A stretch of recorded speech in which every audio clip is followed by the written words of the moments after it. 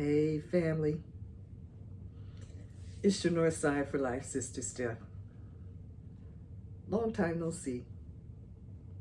I hope you're feeling grounded, abundant, in alignment, all those things that are supposed to help us feel balanced and healthy.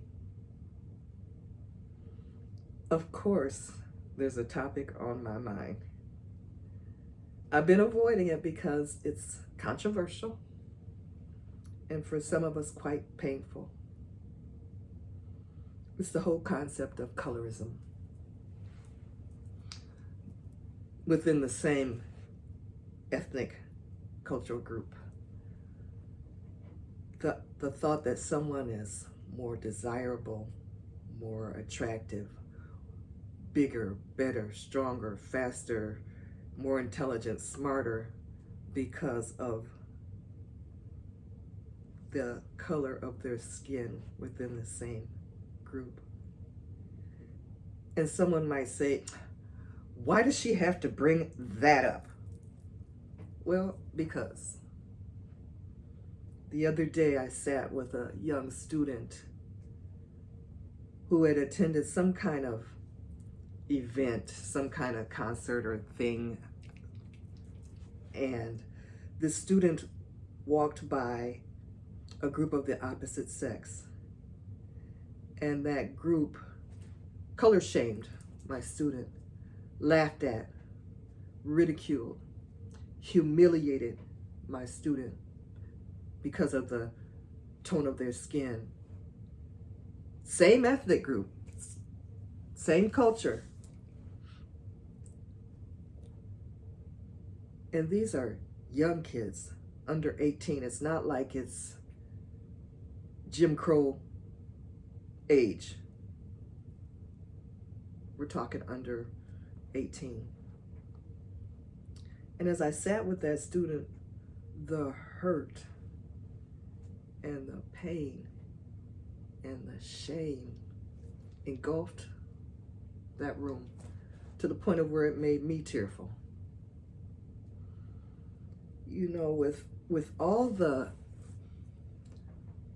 data and research and information and movies, remember Imitation of Life and The Human Stain, and books written, Black Like Me, and stories from our ancestors and our grandparents and our parents and our own individual experiences with colorism and colorist language and experiences.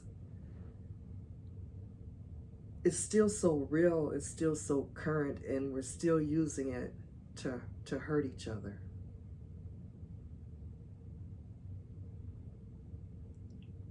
We all have our preference of what we find beautiful. I'm talking about discrimination. I'm talking about exclusion, othering.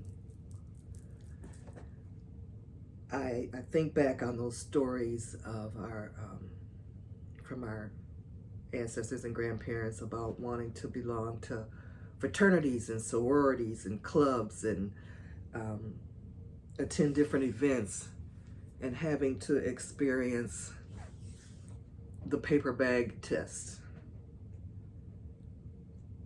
That whole thing makes my skin crawl, frankly. Even more egregious to me is when I've heard, and I've heard this more than once, so it's not something I'm making up, that I've heard of people examining the upper earlobe of a newborn baby to be able to determine whether or not they're going to be a light-skinned or dark-skinned person.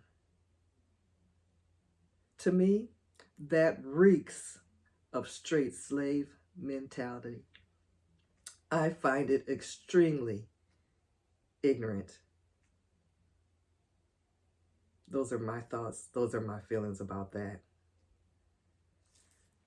You know, my family is guilty, you know, even in jest, using colorist language back and forth as we joke and play with each other. You know, you wonder how that hits over time. I know that sitting with that student changed me. It had a bigger effect than anything ever has. There are a lot of thoughts and feelings about colorism in our community, so lay into me. I know it's coming. I can take it. Like I said, these are my thoughts, are my feelings. What are yours? Feel free to comment. But just know, family, that I love you. I respect you.